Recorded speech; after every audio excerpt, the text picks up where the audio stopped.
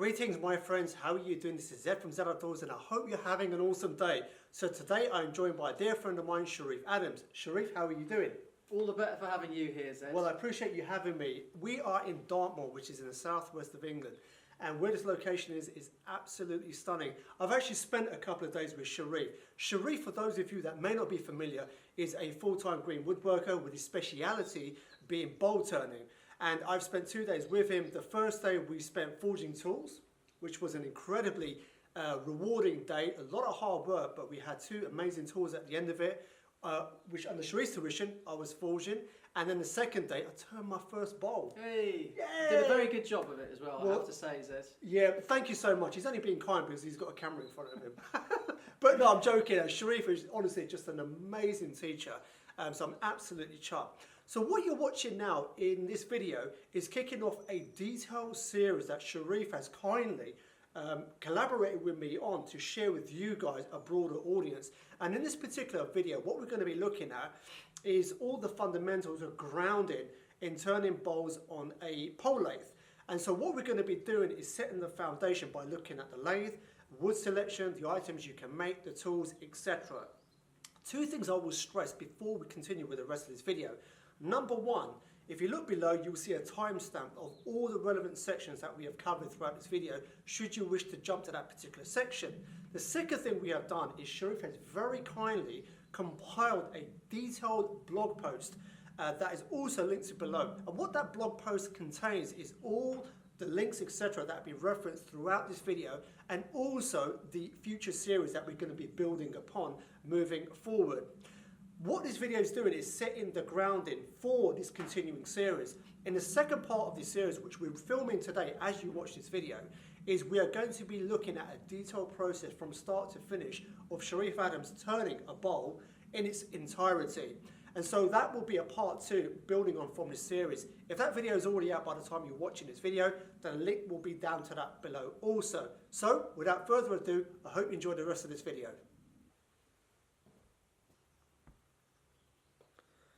So Sharif, for those that may not be familiar about you and the work that you do you want to just talk a little bit about your background?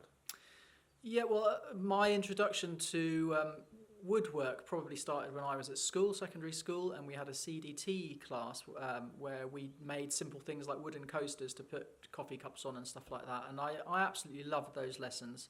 And they were massive, such a great contrast to the English and maths and geography and all the other things that I just found incredibly dull, really, when I was at school. So, but then years later, I went to London Guildhall University and studied violin making for 3 years, which was absolutely fascinating. That was really where my sort of interest was sparked with working with wood and edge tools.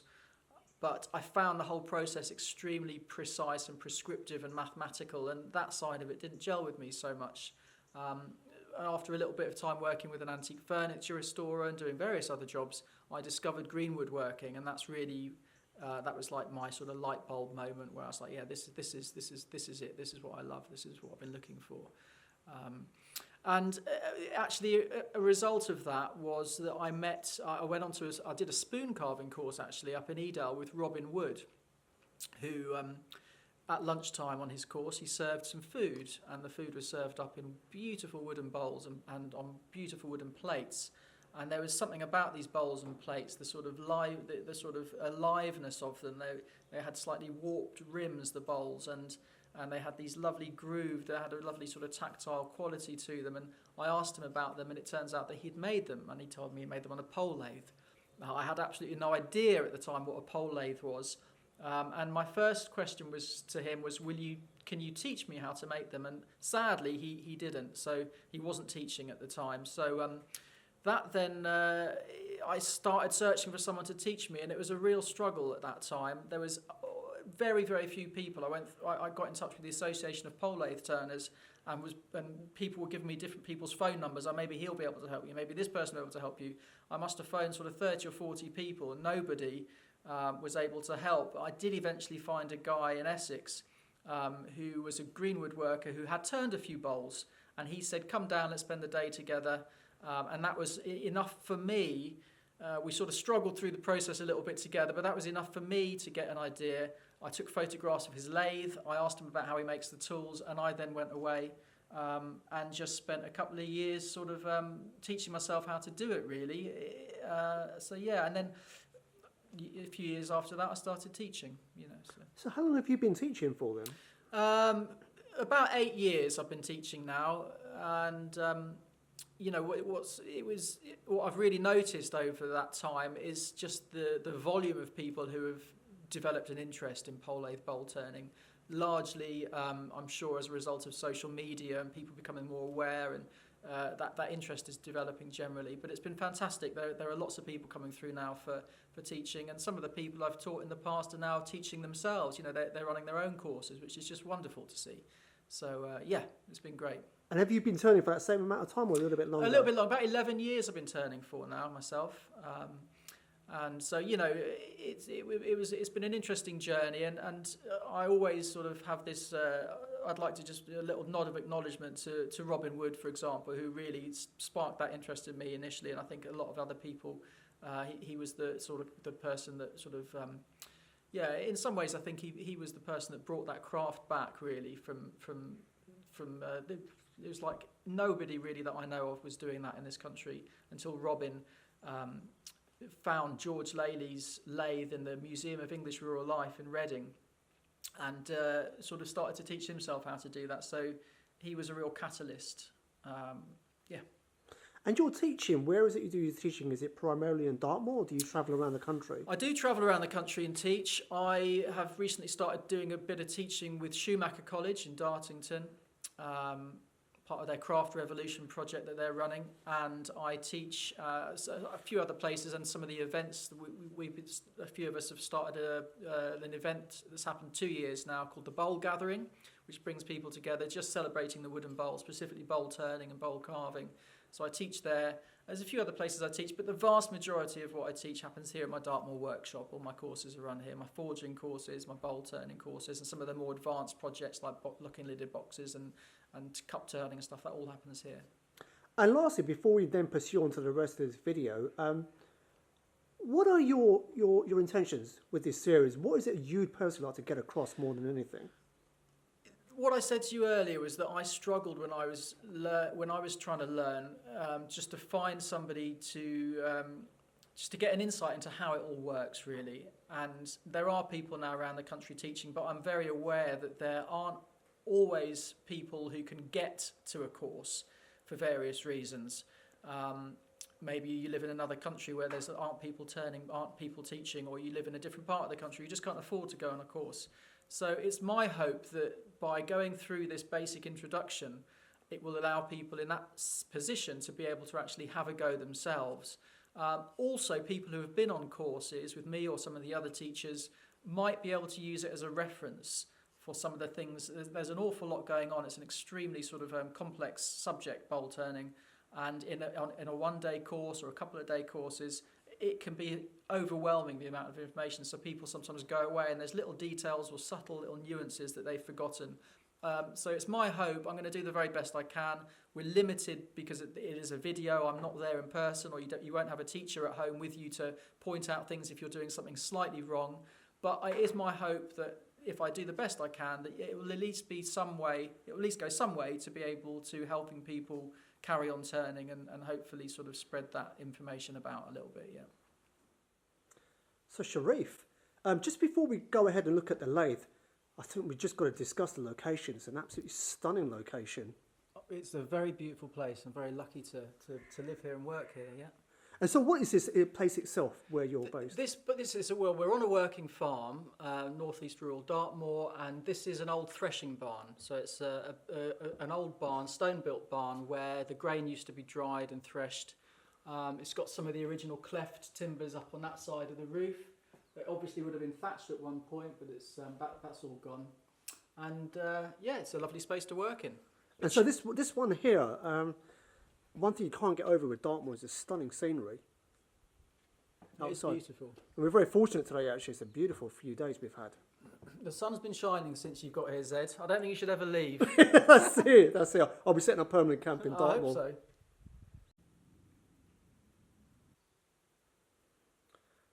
So Sharif, the first thing we want to look at is the lathe itself. So for those who are watching and may not be familiar with the concept of the lathe, how would you describe this particular lathe? Right, so this is a lathe operated by foot power, essentially, human power. This is a treadle which is connected to this cord here, which is a strip of leather. And that in turn, on this particular lathe, is attached to a bungee cord, which is obviously not a traditional method. It's like a modern method of a spring. Traditionally, the reason these are called pole lathes is that the spring would have been a fixed pole anchored in the ground where you are and sticking up in the air.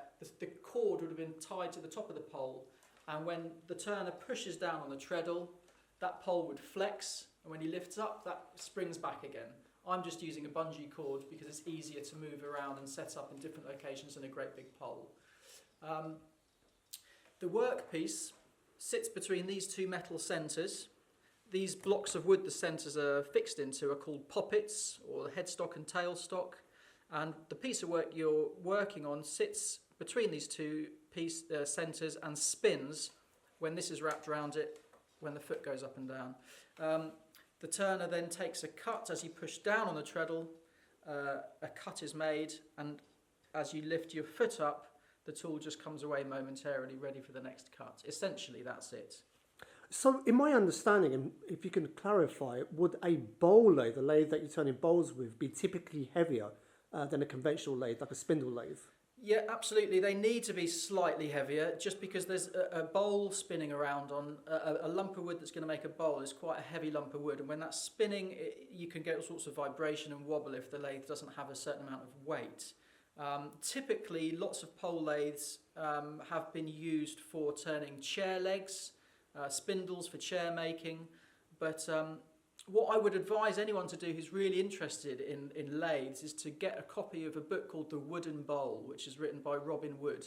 It's a fantastic book telling you all about the history of lathes. He talks about the earliest lathes, strap lathes, which were operated by two people. One person would be using a strap like this without a spring. They would be moving the workpiece backwards and forwards, while on the other side of the lathe, the turner would be turning the actual item. And then bow lathes, operated by one person, which is like a bow and arrow, and he would hold the bow, and that would move backwards and forwards while he turns. And then a pole lathe. And pole lathes, in Robin's book, he says that pole lathes would have been originally, he thinks, used to turn bowls, and they later became used to turn chair legs and spindles for chair making. So your personal lathe here, what are the materials that it's made out of? Right, so this is just a piece of sweet chestnut. So the bed is sweet chestnut. The headstock and tailstock are also sweet chestnut. The legs are sweet chestnut in the round, and these uprights are sycamore. The tool rests are bits of hazel and ash.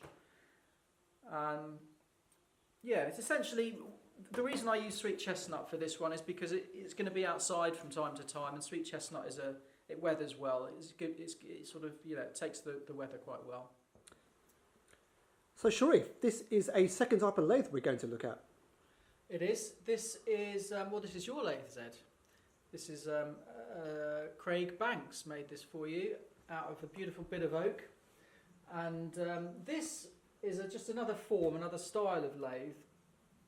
There are various different sort of incarnations of pole lathes, and this one is a little bit closer to the type of lathe that would have been used here by George Lely, who is the guy known as the last bowl turner, the last person to be turning bowls in a production style here in the UK. And when he stopped doing that in the late 50s, nobody in this country was turning bowls on a pole lathe until Robin Wood sort of brought the craft back to life. But this is the type of lathe that George Lady would have used. It would have had a fixed upright here on this side. So unlike my lathe that's got two poppets which can move up and down in the bed, this type of lathe has a fixed upright here. And then you have the right-angled metal centre on a poppet that slides up and down over here. And these would have been fixed into a workshop not moved, much heavier, and yeah, just a more traditional type of lathe, really. Beautifully made by Craig, I have to say. It's a work of art, this lathe. It's been put together so nicely. He's taken so much care over it, and I'm very tempted at some point to ask him to make me one, to be honest, because it's just a thing of beauty. It really is. So Sharif, what are we looking at here? So I do a lot of teaching, and I often have to have multiple lathes set up. So this is just a number of my other lathes. This one here is one of the first lathes that I ever built, and it was literally, I just got a tree trunk. Again, it was sweet chestnut. I split it in half and axed it out roughly, cut the slot out with a chainsaw, and that's been good for me for years. These two are also sweet chestnut, split from a log, and this one is a milled bit of larch, which is also good outside. So it's just different ways of doing it. You can take a milled board like that, cut a slot in it, make the drill holes for the legs and the uprights, and that's your bed sorted. Or you could just take a tree and literally split it in half, hew it with axes, and that's good as well. So Sharif, the one question viewers that are watching this video are going to have is how they go about either building their own lathe or getting someone to build it. So am I right in saying you've compiled a detailed blog post that everyone can go to? That's right. I will be doing that, Zed. I'm going to have on my blog post a very, very comprehensive list of where you can get tools for sharpening and things like that, types of wood for use for bowl turning, plans for a lathe, how to build a lathe like this yourself. And that will all be on a central blog post that I'm going to have up on my website. And what we're going to do, for those that are watching, we're going to link to that blog post below in the description, just below this video.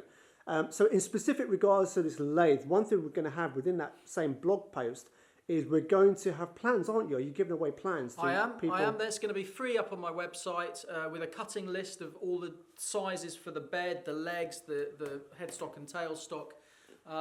And there's going to be a diagram there with measurements, a plan diagram, so you can hopefully build a lathe yourself, yeah. Perfect. So that's going to be in that one central blog post that we're going to link to just below this video. So just to repeat, you will be given plans for you to go and build your own based on Sharif's style that he uses himself, along with obviously everything else mentioned in this video and this entire series.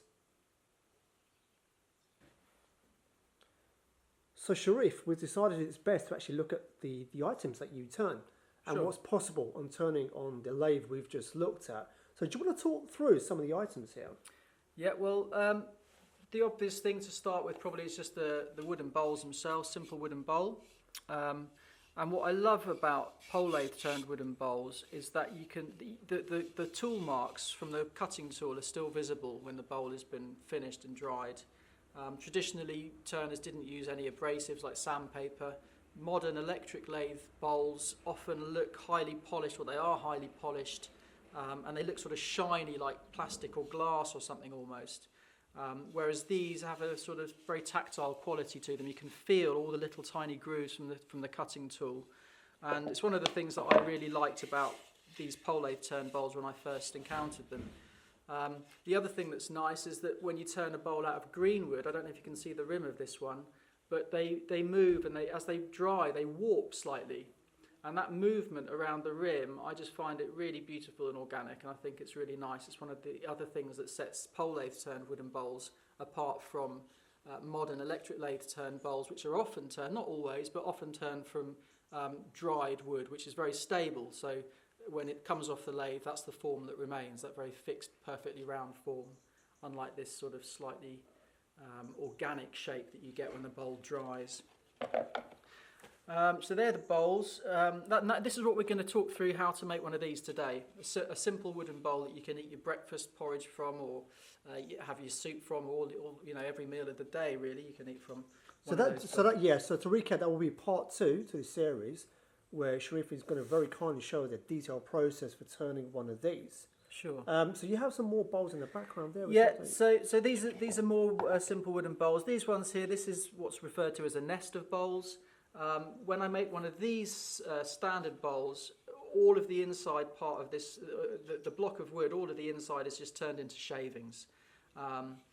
What happens with a nest of bowls is I start with a bigger blank, and you have different shaped tools. I make curvy tools which will cut a channel instead of turning all the insides into shavings, I cut a channel between down into here until I can snap off this large core, and that's the first bowl made.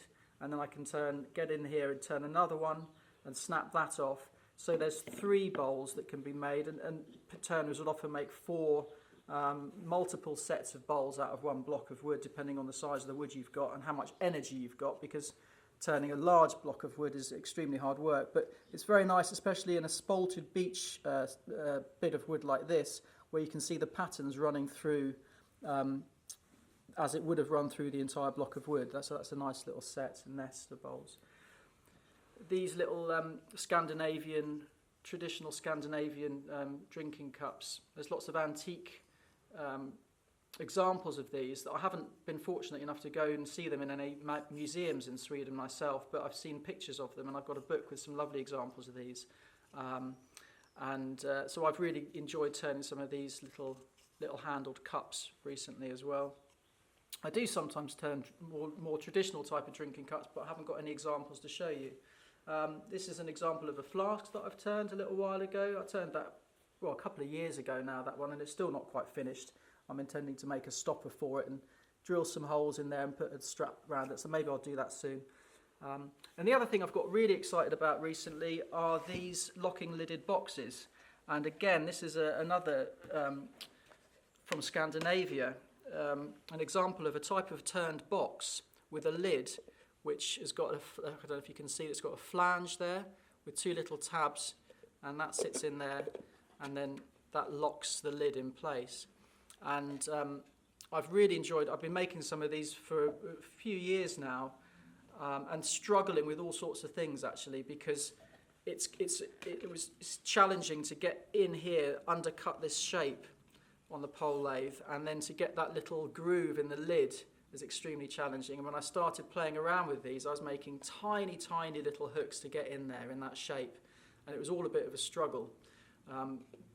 And then last year we were very lucky to have a visit from American turner Jared Stonedahl, who came and he did a workshop for some of us on various advanced aspects of turning, and one of the things we looked at was how some of the techniques he'd learned, some of the tools he had made for turning these lock-in lidded boxes, based on a lot of research that he's been fortunate enough to do in Sweden.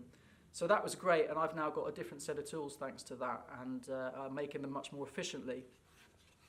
And you can also turn multiple sets of these lock-in lidded boxes, so you can turn one that sits into the other like this, and you've got a nice little set that you can take out in your bag, and you could have a bit like a sort of like an Indian style tiffin box, but it's just I just think that's really sweet. So yeah, there's some of the things that I'm doing at the moment on the pole lathe. So in terms of my understanding, and you can excuse me if I'm wrong in assuming this, but would you say someone starting out you would advise them to start with a bowl first? Absolutely, yeah. Turning a simple wooden bowl like this on a pole lathe, when you haven't done it before, it's quite a challenge. And even when you've been turning for a long time, turning a simple, I love turning bowls. There's so much variation, and there's so much going on with just a simple wooden bowl that if you never turned anything but wooden bowls, that would keep you happy. Very happy. You know, some of these other projects are just things that you can do later on, perhaps when you want to test yourself a little bit and you want to progress your skills a bit further. So Sharif, we're going to look at the wooden bowl first. So when people are sourcing timber, where in the timber would you use to make this bowl from? So typically a bowl like this, a simple bowl, comes out of half a log. So I'd cut the end off a tree trunk, split it in half, and the bowl sits in the wood, something like that and like that. So you get 2 bowls out of each, 1 bowl out of each half. What I would do is split off the back of that log, split off a little bit at the front, and then this slab in the middle gives me the bowl blank when I've roughed it out with an axe. What I'm doing a lot more now is buying larger diameter timber, so a round would be sort of this sort of size, and that's because there's different ways that things dry. So when I make a bowl out of half a log like this, that's when you get that wavy movement in the rim as the bowl dries. That's the way that the wood distorts as the moisture leaves it. You can't have a wavy rim when you're making a box like this, because the lid won't sit flat on the surface, so they have to be very stable. So without going into the details too much, I need to use larger diameter timber, split in a certain type of way, radially, so that the growth rings are much more even, which means there's less distortion as they dry, as the items dry. So because I'm buying wood like this, larger diameter timber like this, I'm now making most of my bowls in the same way. So a bowl will distort a lot less for that reason at the rim, you know. So would you want to hold the bowl just on this larger piece of timber to give me an analogy? So it would sit in the wood something like that. I'd cut a slab out of it like that, just split it along the raise, and that would be where the bowl sits, like that. So essentially you get more out of that one piece of timber, is that correct? Oh, you could get a whole load of bowls out of there, yeah. So Sharif, we're going to be looking at the tools now. Now this particular segment will apply to all the tools used to make all the various items that you've shown. So am I right in saying with the lathe work, with the foot lathe, the tools are all forged? They are. All the turners of old used to make their own tools, and that's what most people do now who are turning bowls. And I make all of my own tools as well. In fact, I started making tools before I even turned a bowl. The very first thing I did before I'd even built a lathe was I got some old car springs and I made a makeshift forge, straightened out the car springs and hammered out and taught myself how to make these tools. And it was when I had the tools that I thought, well, I better get on and build a lathe now and learn how to use them. So they sort of came first. I've been making them for a long time. And, sort of for the last several years, I've been selling them to people as more people have got interested in bowl turning as well. I would encourage most people, anyone who's really serious, to learn how to make your own, because for different types of projects, you will need different types of tools, essentially, and it just makes life a lot easier to be able to make them yourself. So obviously the forging of tools is a completely separate video, potentially for the future. But just to kind of give an overview, is there a particular form of steel that you choose? You can use something like old car springs. It's good steel for tools. I use 01 tool steel now just because it's convenient, essentially. I have known other people to use different types of steel, but I think 01 for these is absolutely ideal. It's easy to work, it's easy to harden and temper, and it's easy to get hold of. And I've noticed obviously the tools are a lot longer than conventional tools used in woodworking. Is this because obviously simply techniques that are used? It is. You need a fair bit of leverage and control, and it just helps with that to have those long handles. Yeah. And so with the handles, they're quite rustic. Is that intentional, or is that just because you're just making so many of these? No, you're right. I have a lot of different tools, and I don't spend any time on making nice, pretty handles for them. So mine are literally just bits of whatever I've got hanging around in the round, and I just scrape a bit of the bark off and drill a hole in, and that's my handle sorted. So we're looking at two tools that are primarily used to turn bowls. Would you care to explain what we're looking at here? Yeah, so these are what I would describe as a basic standard set of bowl turning tools, and I call them a tip up and a tip down hook. You're looking at them both with the tips up. They're sort of curved shapes like that, the hook. And for a right-handed bowl turner, you're going to be cutting in this direction from right to left for the majority of the time while you're turning a bowl. So this one with the cutting edge on the left, I call a tip up tool because you use it with the tip up. And this one has the cutting edge on the opposite side, so when you're looking down at it, the cutting edge is on the right, but you use it in this position with the tip down, hence tip down hook. Now, when I started turning bowls, I would make double-edged hooks, so that if I wanted to flip the tool over for certain parts of the process, I didn't need to have two tools, I would just use the one tool. But I found, and I'll explain this a little bit later in the video when I'm actually talking you through turning a bowl, I found that a double-edged hook didn't allow me to present the tool to the wood at the correct angle without risking snagging the hook as the work spins away when the treadle is in operation. So I started making two separate tools and polishing off the back of the hook here and making it nice and smooth so it wasn't going to catch anywhere. So yeah, tip up, tip down hooks. That's a standard set of what you'd need to turn basic bowls. It can be that it is of course possible to turn an entire bowl with just one hook with a cutting edge on one side, either just the tip up hook or just the tip down hook. That can be done, but it makes life a lot easier, I've found, for beginners. And certain parts of the process are easier to use one or the other at certain times. So this is what I would use as a simple basic set of bowl turning hook tools. So Sharif, we're now looking at the nested bowls. So where in the timber would this come from? A nest is made exactly the same. The blank is prepared in exactly the same way as a standard bowl, just from a larger lump of wood. So it would be half a log, exactly like this, and the blank that you rough out would sit in the log like that in the round. That's essentially how it would be prepared. No different at all. The only thing that's slightly different are the tools. Now, with the tools used to turn a nested bowl set, what would you be using? So a combination of the simple basic standard set and a curved hook like this, which just allows you to get in. I don't know if you can see that.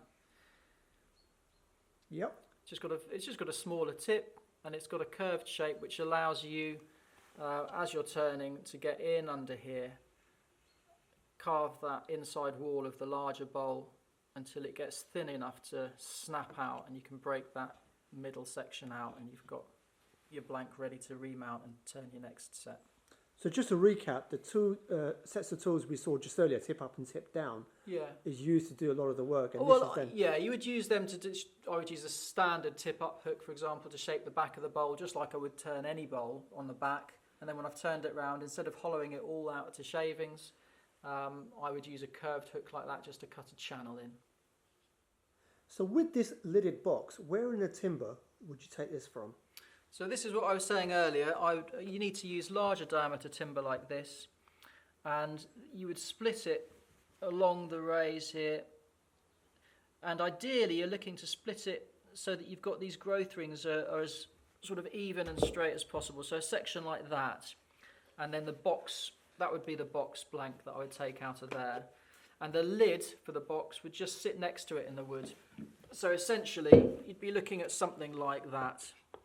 Box and lid sat together, a little bit like splitting out slices of cake, for example, you know, and each bit of cake would sit there. The box and the lid would sit together as if they were two bits of cake sitting side by side, essentially. The tools used to turn the lidded box. Yeah, so again, a combination of the standard set for doing the initial shaping of the box body and some of the shaping of the lid as well. But then I've started to use some of these hooks. I mean, like I was saying, I was using tiny little hooks to get that groove in the lid until this visit from Jared, where he very kindly shared some of the tools that he'd been using to turn these lock and lidded boxes. And one of them, which was a revelation, was this very simple scraping hook, scraping tool. It's not a hook at all, it's just a scraper. And that hook there gets into that shape perfectly and just scrapes away that shape. I'd been using something similar to this myself, a curved hook, to get in under this deep hollow here. But Jared then used a nesting hook, and he was going inside, and he'd do some interesting techniques where he'd reverse the strap on the lathe, on the mandrel, on the drive shaft, so that the bowl actually spins in the opposite way to how it normally would when you're turning. And this would help to get a nice cut on the inside here, just to get that edge which the groove of the lid will sort of sit into when it's locked. And he was using a nesting hook, just sort of coming in and working out, and I thought that was absolutely fantastic. And playing around with it, I realised that a sort of bent hook like that actually does the same thing, and it allows you to follow an arc. So that's what I use now for going around the inside of that deep undercut and getting a nice crisp edge there for the lid for the rim for the lid to sit on. So those three hooks, or those three tools rather, are what I now use to make these lock and lidded boxes, and they work really, really well. So Sharif, we've looked at all the tools that are used to make all the various items. So the next question is obviously, how do people get about getting their own tools? So am I right in saying essentially there are two avenues people can go down? A, they forge it themselves, or B, they buy the tools forged by someone else? Yeah, that's correct. And I, like I said earlier, I would always encourage people to have a go at making these tools. They're not especially difficult to make. It's really good fun experimenting with bashing hot metal and grinding edges on, and then having a go at making something with a tool that you've made yourself. So that's the first thing that I would say.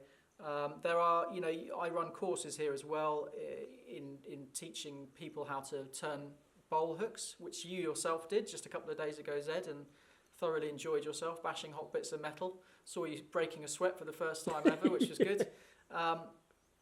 And you made a couple of lovely hooks, and you turned a bowl with them yesterday, your first bowl, and they cut beautifully. So yeah, I run courses here for my Dartmoor workshop, and I do sell hook tools as well. Like I said, I've been selling them for several years now, and I post them all around the world, which is great because it means that lots of people are turning bowls. But whenever someone contacts me asking to buy hooks, the first thing I say is have a go yourself. If you're able to get a simple forge setup, it's not difficult to make a basic forge setup. I first started using a forge I made just using literally barbecue charcoal on the ground with some bricks, and I had a copper pipe buried in the ground that bent up into underneath the charcoal, and that was gaffer taped to an old hair dryer. It was simple as that, and that was enough to get me forging hook tools made out of old car springs that I got from a scrapyard. So it really isn't difficult, but yes, it is possible to come on a course and learn how to make them, and it's possible to buy them yourself as well. So the blog post that we're going to link to, the central blog post, there'll be more information on there in terms of where they can buy it, i.e. from yourself, and also how they can find out more information about coming to see you in person. Absolutely, yeah. To forge them yourself. So there you go, tools. So Sharif, we want to talk about timber selection. So are there various types of timber that you typically go for when turning? Yes, I pretty much exclusively just get beech for turning my bowls and other things. I have used all sorts of things in the past. When I first started turning, I was living in Hertfordshire, and there was an awful lot of cherry around me, so I was using cherry. I've used birch, sycamore, alder, and they're all really nice woods to turn. I've used applewood in the past, which is beautiful. So really, but over the last sort of 6 or 7 years, I've pretty much only ever tried to get hold of beech.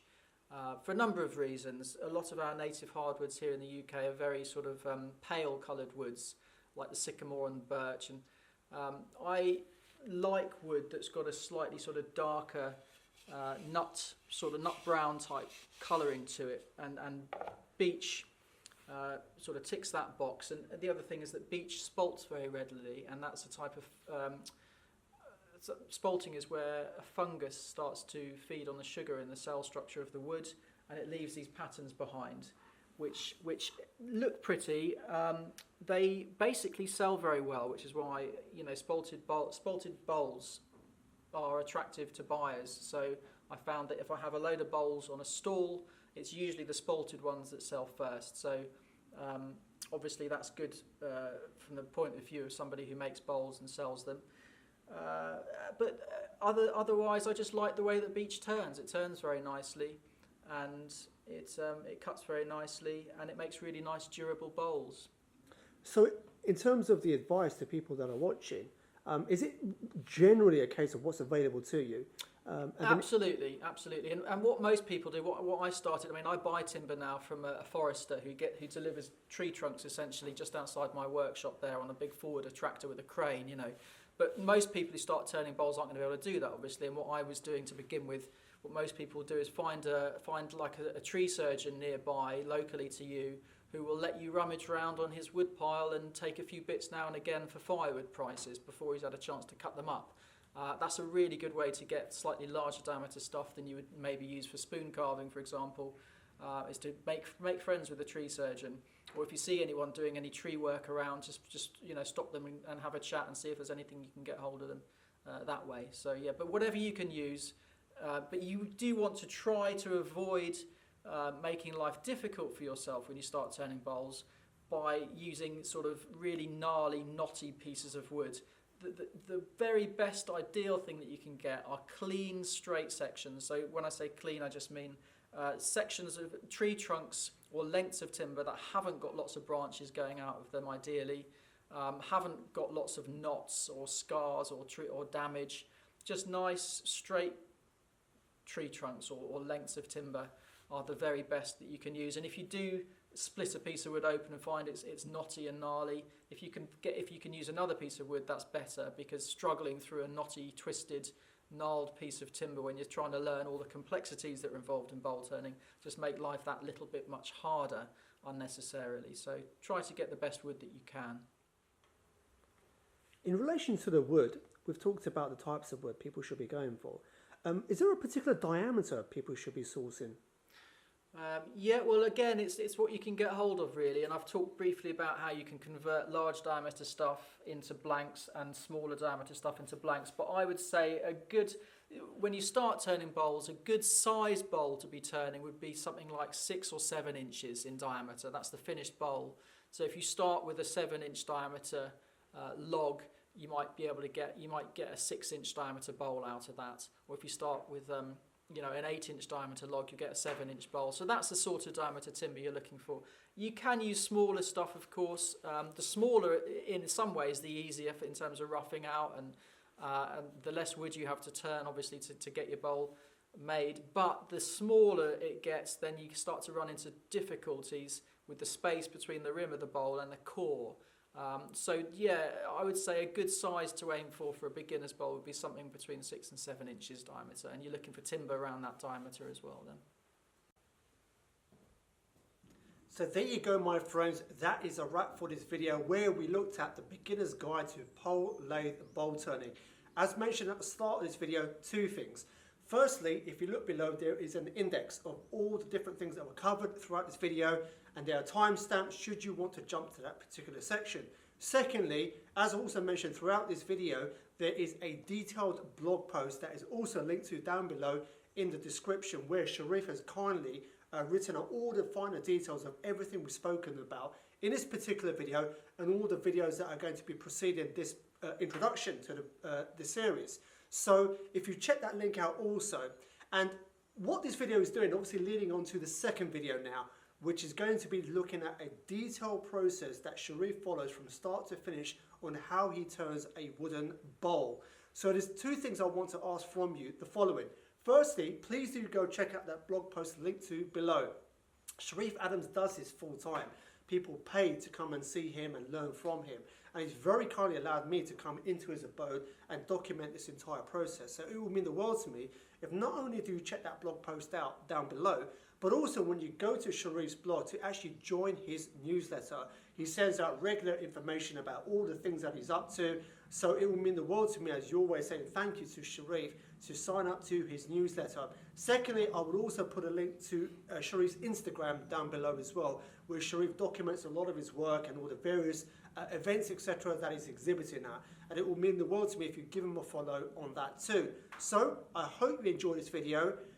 If the part 2 to the series is already out by the time you're watching this video on the bowl turning itself, then once again the link will be down to that below. So please do go check that out. And so I want to thank Sharif. I look forward to seeing you in the second video. And as always, I hope whatever you're doing, you have a blessed day, a blessed week ahead. From Sharif and myself, peace out.